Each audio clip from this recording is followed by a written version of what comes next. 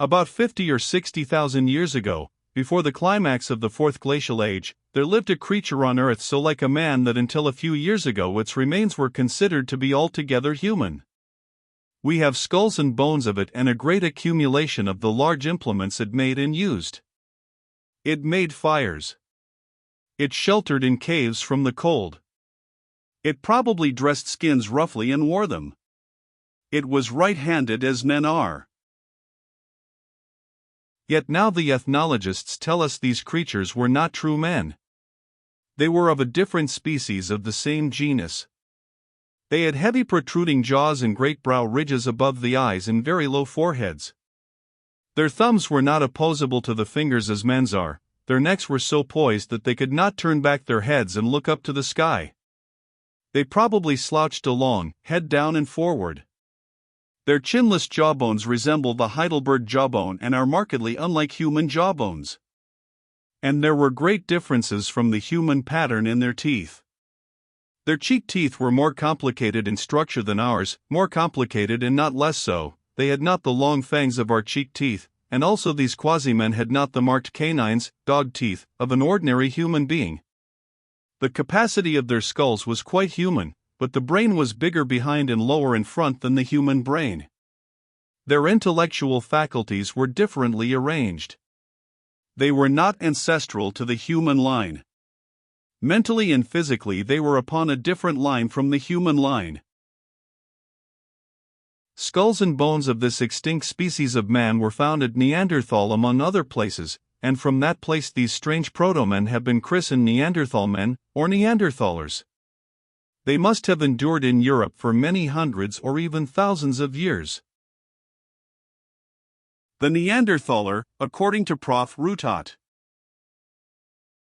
The Neanderthaler, according to Prof. Routot. At that time the climate and geography of our world was very different from what they are at the present time. Europe, for example, was covered with ice reaching as far south as the Thames and into central Germany and Russia. There was no channel separating Britain from France. The Mediterranean and the Red Sea were great valleys, with perhaps a chain of lakes in their deeper portions, and a great inland sea spread from the present Black Sea across South Russia and far into Central Asia.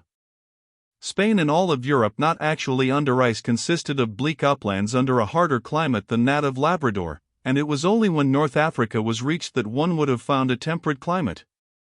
Across the cold steppes of southern Europe with its sparse Arctic vegetation, drifted such hardy creatures as the woolly mammoth and woolly rhinoceros, great oxen and reindeer, no doubt following the vegetation northward in spring and southward in autumn. Map: possible outline of Europe and Western Asia at the maximum of the Fourth Ice Age, about 50,000 years ago. Such was the scene through which the Neanderthaler wandered, gathering such subsistence as he could from small game or fruits and berries and roots. Possibly he was mainly a vegetarian, chewing twigs and roots. His level elaborate teeth suggest a largely vegetarian dietary. But we also find the long marrow bones of great animals in his caves, cracked to extract the marrow. His weapons could not have been of much avail in open conflict with great beasts, but it is supposed that he attacked them with spears at difficult river crossings and even constructed pitfalls for them. Possibly he followed the herds and preyed upon any dead that were killed in fights, and perhaps he played the part of jackal to the saber-toothed tiger which still survived in his day. Possibly in the bitter hardships of the glacial ages this creature had taken to attacking animals after long ages of vegetarian adaptation. We cannot guess what this Neanderthal man looked like. He may have been very hairy and very unhuman-looking indeed. It is even doubtful if he went erect. He may have used his knuckles as well as his feet to hold himself up. Probably he went about alone or in small family groups. It is inferred from the structure of his jaw that he was incapable of speech as we understand it.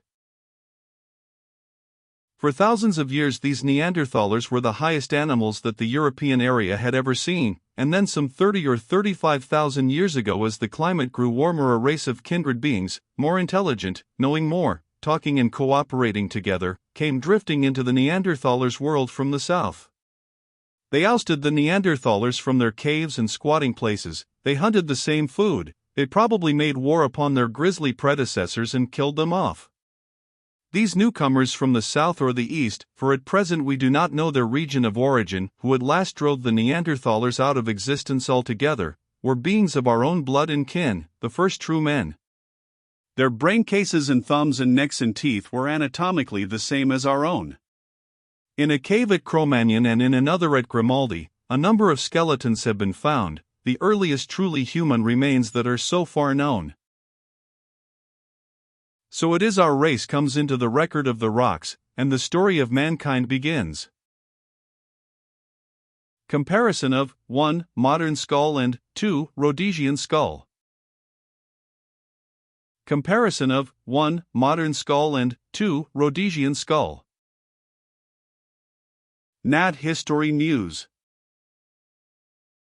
The world was growing like our own in those days, though the climate was still austere.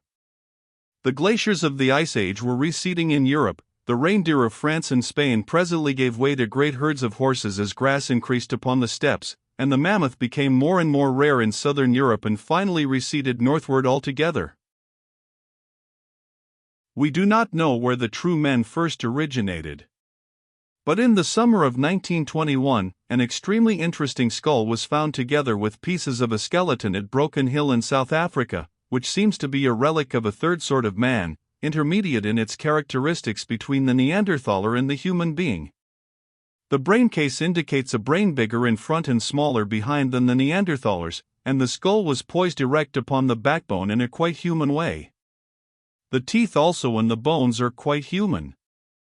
But the face must have been ape-like with enormous brow ridges and a ridge along the middle of the skull. The creature was indeed a true man, so to speak, with an ape-like, Neanderthaler face. This Rhodesian man is evidently still closer to real men than the Neanderthal man. This Rhodesian skull is probably only the second of what in the end may prove to be a long list of finds of subhuman species which lived on the Earth in the vast interval of time between the beginnings of the Ice Age and the appearance of their common heir, and perhaps their common exterminator, the true man. The Rhodesian skull itself may not be very ancient.